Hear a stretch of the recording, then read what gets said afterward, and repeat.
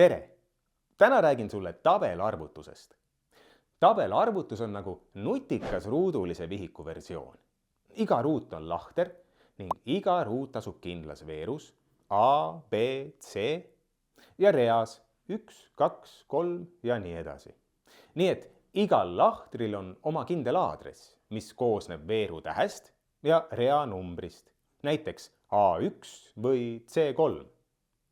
Tabelarvutus pole samas aga ainult kirjutamine lahtritesse, vaid tabelarvutusega saab teha ka automaatseid arvutusi ja andmete töötlemist. Näiteks kui sa soovid üles märkida spordipäeva tulemused või kujundada tulemused diagrammiks, siis tabelarvutus aitab sul seda teha. Nii näed kohe, kes jooksis kõige kiiremini. Tabelarvutuseks saad kasutada nii arvutisse paigaldatud programme kui ka veebis asuvaid rakendusi. Veebirakenduse pluss on koostöö. Mitu inimest saab sama tabelit korraga täiendada ja seda on lihtne ka sõbra või õpetajaga jagada. Kas sa kasutad arvutisse paigaldatud programmi või veebirakendust, mõlemal juhul on eesmärk sama. Selge korrastatud tabel, mis teeb vajalikud arvutused sinu eest. Levinud tööriistad tabelarvutuse tegemiseks on Microsoft Excel, Google Sheets, Apple Numbers ja LibreOffice Calc.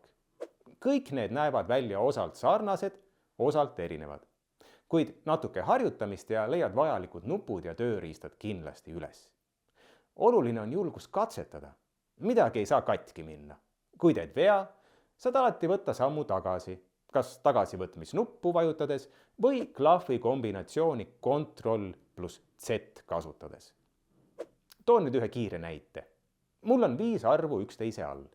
Ühe valemiga saan nende arvude kogusumma ja ühe kiire käsuga saan neist arvudest tulpdiagrammi, mis näitab kohe, milline arv on suurim. See ongi tabeli supervõime, teha automaatseid arvutusi ja aidata andmeid paremini mõista. Oluline on töö ajal ja pärast tööd ka tehtu salvestada. Hea tava on panna oma tööle selge ja arusaadav nimi, näiteks kuupäev, sinu nimi ja mis info tabelis on. Salvestamiseks saad kasutada ka kiirkäsklust Ctrl+S. Paljud veebirakendused salvestavad töö automaatselt. Kas oled nüüd valmis alustama? Mina hoian sulle igatahes pöialt. Kohtume tabelis!